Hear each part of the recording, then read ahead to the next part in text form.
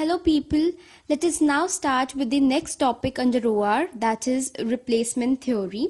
Under replacement theory, we see there are three types of questions expected. The first type is the replacement theory for item deteriorating gradually with the use of time without change in the money value. That is, we do not consider changes in the money value in the first type. In the second type, replacement policy is again for the item that deteriorates with time, but money value also changes. So we consider the money value here. And the third type is the individual and the group replacement policy. We shall learn about three of these policies, replacement policies, each with the help of questions. Alright, so I will solve each question from each type so that you can understand each type of this replacement theory in better way.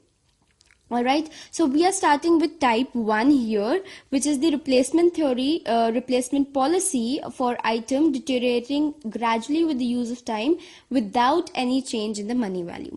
Alright, suppose ऐसे question हमें जो भी आएगा उसमें हमें एक purchase price दिया होगा. Suppose एक मशीन को कितने सालों में हमने what should be the replacement policy for a machine, तो मशीन को कितने सालों में रिप्लेस करना चाहिए, हमें कब रिप्लेस करना चाहिए, तो वो हमें क्वेश्चन में पूछा होगा.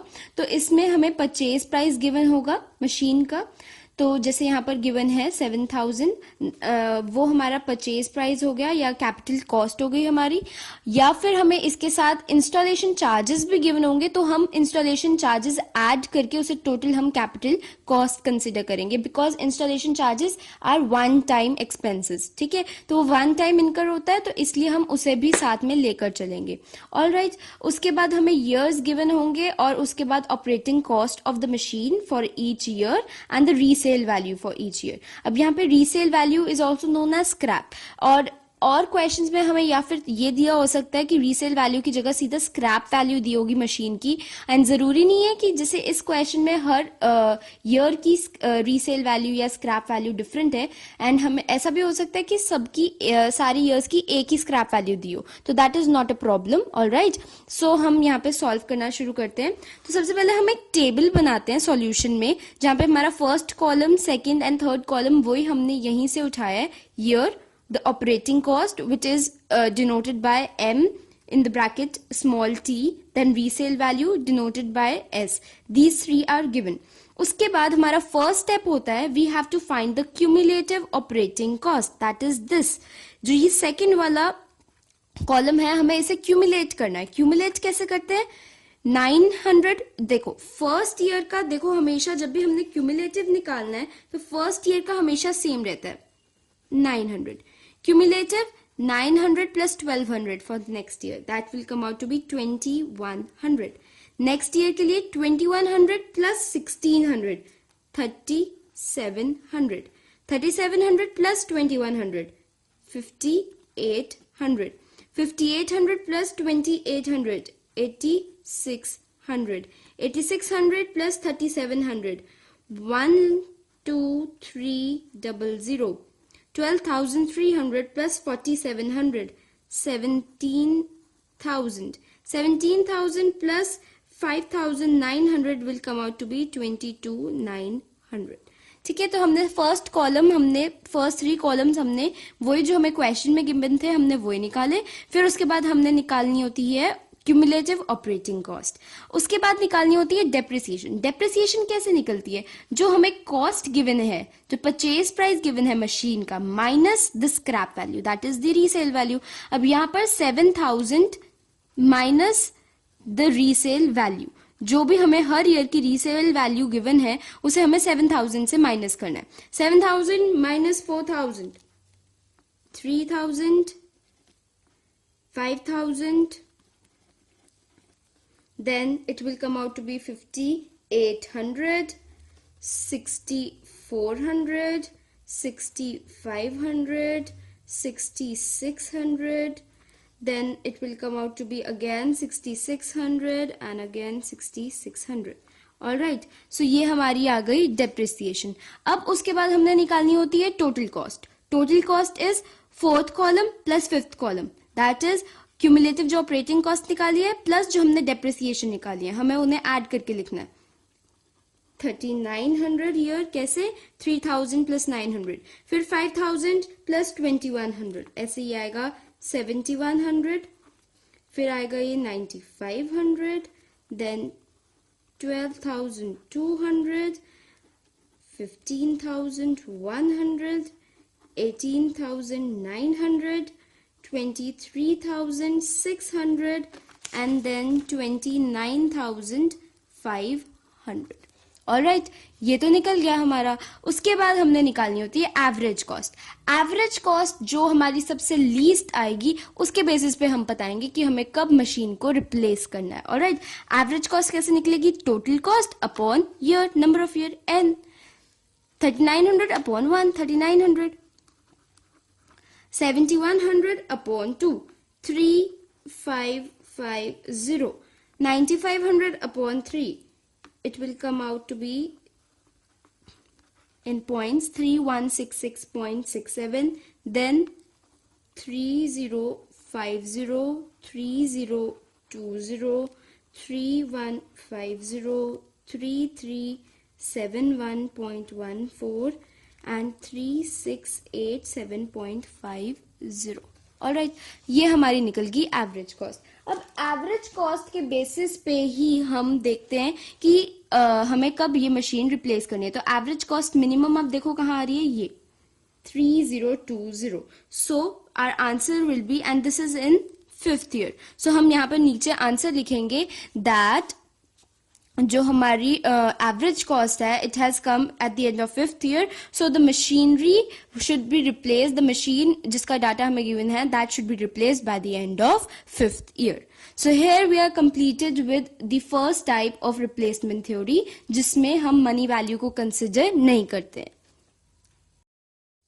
Alright, so let us start with our next replacement theory, type 2. That is, we will consider the money value changes here as well. तो इन क्वेश्चंस में कैसे पता चलता है हमें कि ये सेकंड टाइप के क्वेश्चंस हैं. इसमें हमें ओरिजिनल कॉस्ट गिवन होगी, ऑपरेटिंग कॉस्ट गिवन होगी, उसके साथ एक और चीज गिवन होगी, that will be the discount rate of money. जैसे यहाँ पर हमें 9% discount rate of money given है, तो फिर हम देखेंगे कि what will be the optimum replacement interval for changing this machine. So let us start with the question.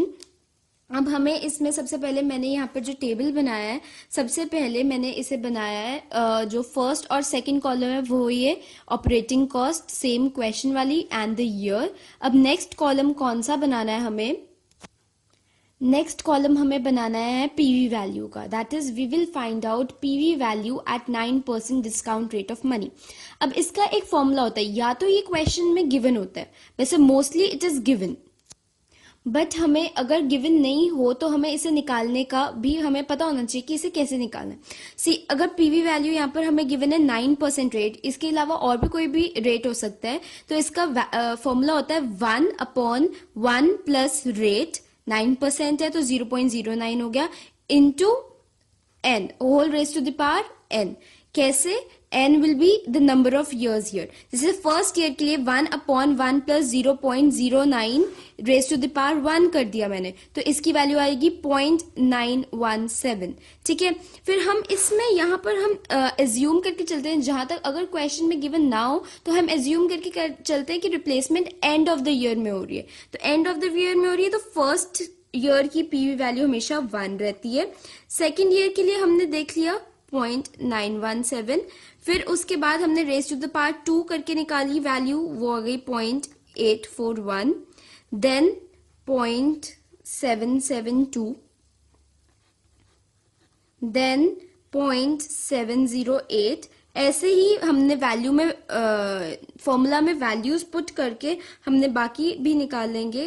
It will come out to be 650 and 0.596. Alright, अब उसके बाद हमारा नेक्स्ट कॉलम आता है PV of the operating cost. अब इसमें क्या करना है, हमें सेकंड एंड थर्ड को मल्टीप्लाई करना है. ऑपरेटिंग कॉस्ट की पीवी वैल्यू निकालनी है हमने 400 इंटू 1, 500 इंटू 0.917, मतलब हम इसे मनी वैल्यू कंसिडर कर रहे हैं. ठीक है, तो हम ऑपरेटिंग कॉस्ट को चेंज कर रहे हैं, मतलब मनी वैल्यू से हम मल्टीप्लाई करेंगे, तो हमारा नेक्स्ट कॉलम ऐसे निकलेगा 400, देन 458.5, 588.7, 772.0, 920.4, then 1105.0 and 1251.6. ऑलराइट, अब उसके बाद हमारा नेक्स्ट कॉलम आता है क्यूमुलेटिव, हमारा जो क्यूमुलेटिव ऑपरेटिंग कॉस्ट का नेक्स्ट कॉलम आता है। तो क्यूमुलेटिव हमने जो ये जिसमें मनी वैल्यू हम कंसिडर कर रहे हैं, ये वाली जो हमने क्यूमुलेटिव, इस वाली कॉस्ट का हमने अब क्यूमुलेटिव निकालना है, बिकॉज इसमें हमने इसे पीवी वैल्यू से हमने इसे मल्टीप्लाई कर लिया, so we are considering money value here, ठीक है। So discount rate of money है ये, क्योंकि 9%। सो अब हमने क्यूमुलेटिव जो निकालना है वो इस वाले कॉलम का निकालना है।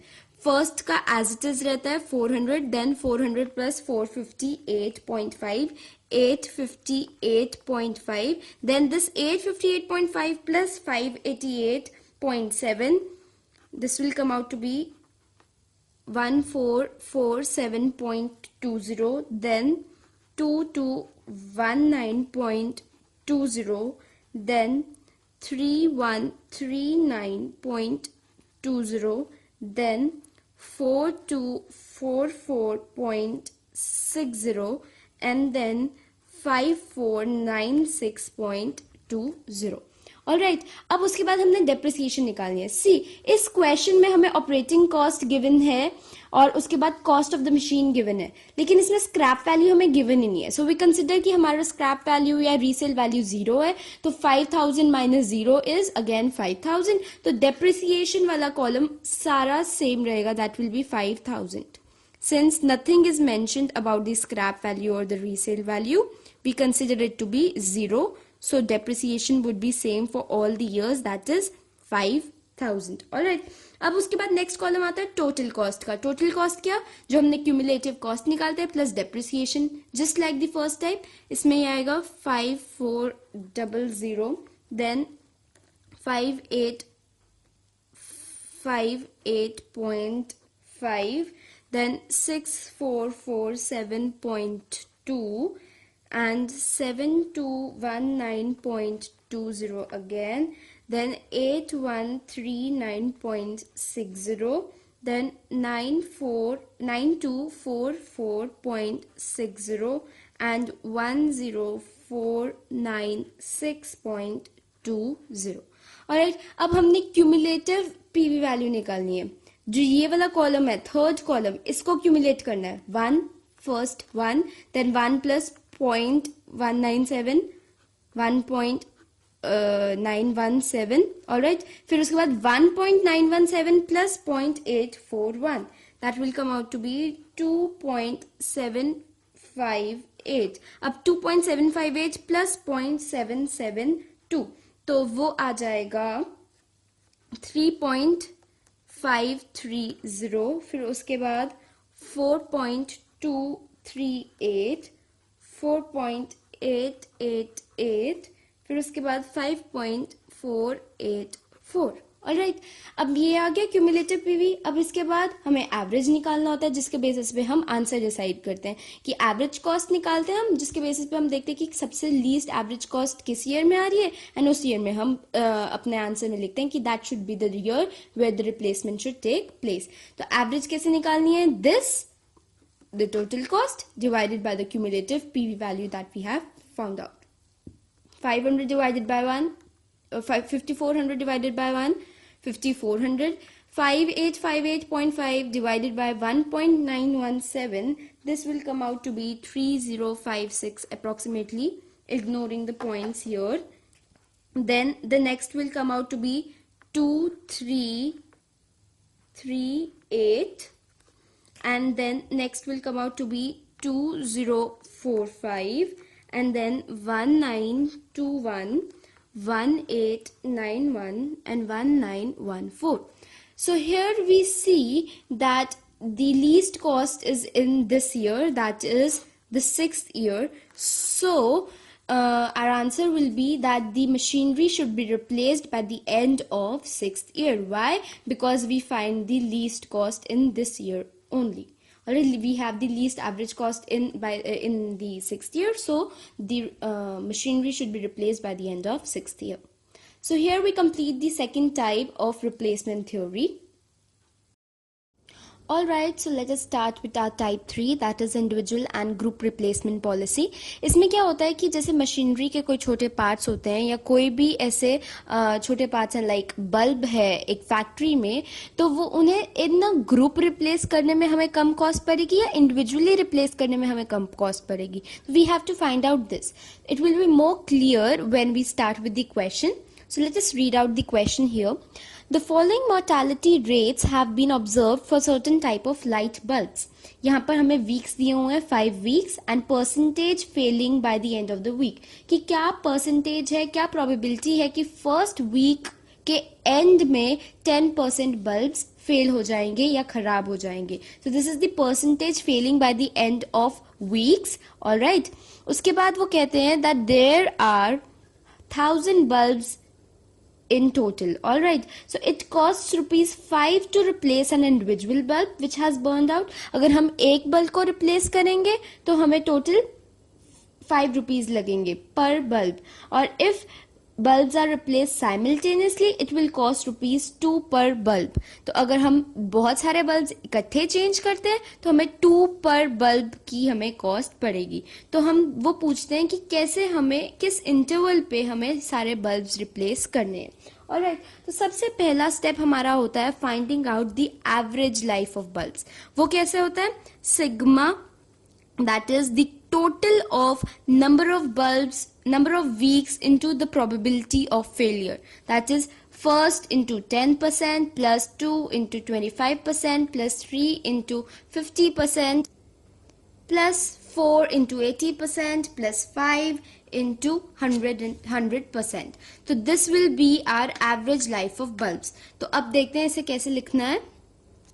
ऐसे लिखेंगे इज इक्वल टू 1 जो कि फर्स्ट वीक इंटू 10%, तो 10/100 प्लस सेकेंड वीक का है 15% प्रोबेबिलिटी, फिर उसके बाद 3 इंटू 25/100, देन फोर्थ वीक में 30% प्रोबेबिलिटी है प्लस 5 में 20% probability है. Here it is given wrong. यहाँ पर it should be 20%. Alright, so यहाँ पर आ गया 20/100. Alright, तो इसे हम solve करेंगे तो हमारे पास आएगा 0.10 plus 0.20 plus 0.30 plus 0.75 plus 1.20 plus 1, which will be equal to 3.35 weeks. तो ये क्या निकल आया हमारा? The average life of the bulbs, कि bulbs की average life कितनी है. ठीक है, अब हमारा आता है step 2, average number of replacements. हमारा step 2 है कि हमें निकालना है कि what are the average number of replacements, कि कितनी हमें replacements करनी पड़ेंगी. उसका फॉर्मूला होता है n, that is the total number of bulbs upon the average life, जो हमने ऊपर निकाल दिया, that is 3.35 weeks. Number of bulbs हमें टोटल गिवन है 1000 अपॉन एवरेज लाइफ 3.35 एंड ये आएगा 299 बल्ब्स पर वीक. मतलब हमारा एवरेज नंबर ऑफ रिप्लेसमेंट्स क्या रहता है कि हर वीक हमें on an average 299 bulbs replace करने पड़ते हैं. नाउ हमारा स्टेप 3 है weekly cost of individual replacement, कि अगर हम इंडिविजुअली रिप्लेस करते हैं तो हमारी पर वीक क्या कॉस्ट आएगी.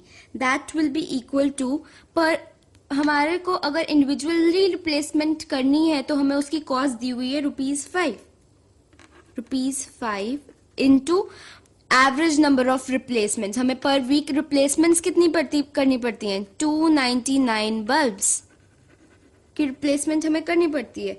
तो this will come out to be ₹1495 per week. अगर हम इंडिविजुअली रिप्लेस करते हैं तो हमें 1495 रुपीज पर वीक कॉस्ट पड़ेगी. तो ये हमारा फर्स्ट पार्ट आ गया कि अगर हमें इंडिविजुअल रिप्लेसमेंट करनी है तो हमें क्या कॉस्ट पड़ेगी. अब हम देखते हैं कि ग्रुप रिप्लेसमेंट अगर हम करेंगे तो हमें क्या कॉस्ट पड़ेगी. Then will compare the both and then will decide that which one is a better option. Alright, so coming to next part, we see step 4 is all about finding out the number of bulbs being replaced by the end of each week. कि हर week के end में कितने bulbs replace होंगे. ठीक है, इसमें हमने N1 because हमें 5 वीक्स गिवन है, N1, N2, N3, N4, N5 निकालेंगे. सो N1 मतलब number of bulbs being replaced by the end of first week, number of bulbs replaced by the end of second week, third week, fourth week and fifth week. तो जो first week है उसका क्या formula है, number of bulbs in the beginning into probability of bulbs failing during the first week. कि पहले कितने bulbs थे, फिर उसके बाद probability क्या है कि first week में bulbs कितने bulbs fail होंगे. तो that will be equal to N0 मतलब जो beginning में bulbs थे into P1 मतलब प्रोबेबिलिटी कि फर्स्ट वीक में कितने फेल होंगे बल्ब्स. तो वो क्या थी, 1000 थे हमारे total number of bulbs and पहली वाली प्रोबेबिलिटी थी हमारी 10%. तो ये हो गया 10/100. तो ये आंसर क्या आ गया, 100 बल्ब्स. सिंपल. तो हमारी N1 की वैल्यू आ गई 100. ऑलराइट, अब हमने देखना है कि N2 की वैल्यू क्या है सेकेंड वीक. अब ये ध्यान से सुनने वाला है, उसके बाद it is very easy. Once you get to know कि N2 की वैल्यू कैसे आई, उसके बाद के फॉर्मूलाज अपने आप बनाना बहुत इजी हो जाएगा. See, number of bulbs in the beginning plus probability of the bulbs to fail in the second week. ये वही पहले वाली चीज N0 P2, ये तो ठीक है. प्लस इसमें क्या ऐड किया मैंने, number of bulbs replaced in the first week and their probability of failing in the second week.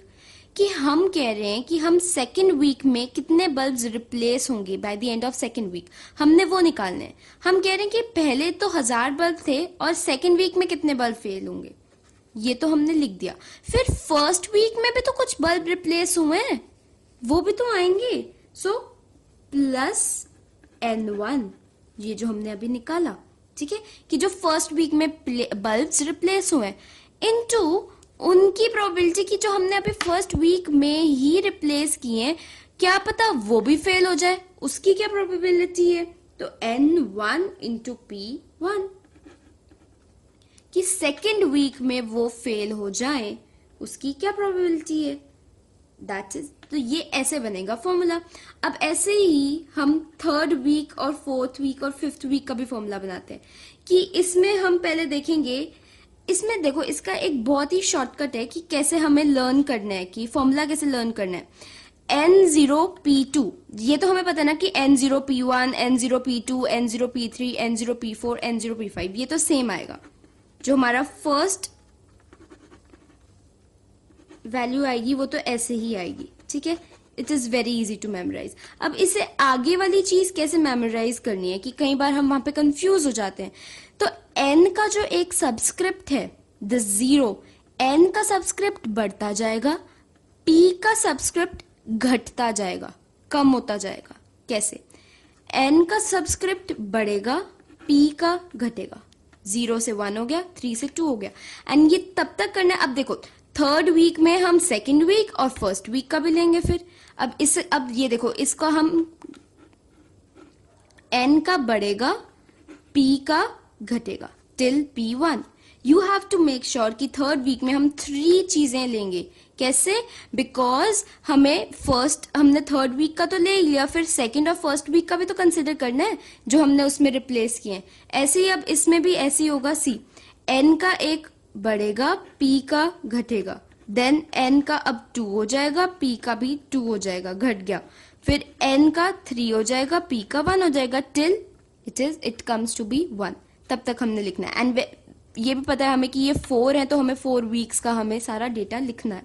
फिर उसके बाद 5 में 5 वीक्स का डेटा आएगा. कैसे, N will increase, P will decrease, N will increase and P will decrease, then N will increase and P will decrease. See, 1, 2, 3, 4, 5. 5 weeks का हमने data ले लिया. Now put the values and you get the value of N1, N2, N3, N4 and N5.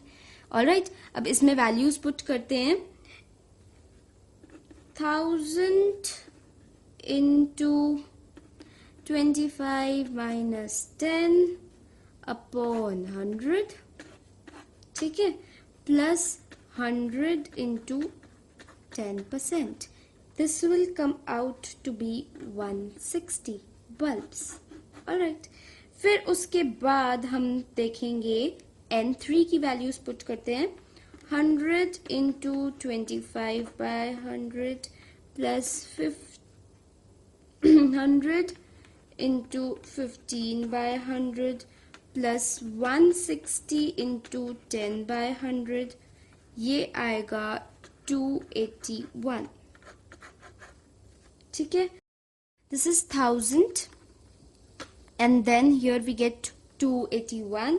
Here we'll get 300 plus on solving we'll get 25 plus 24 plus 28 and here we'll get 377. Alright, and then here we'll write 200 plus 30 plus 40 plus 42 plus 38.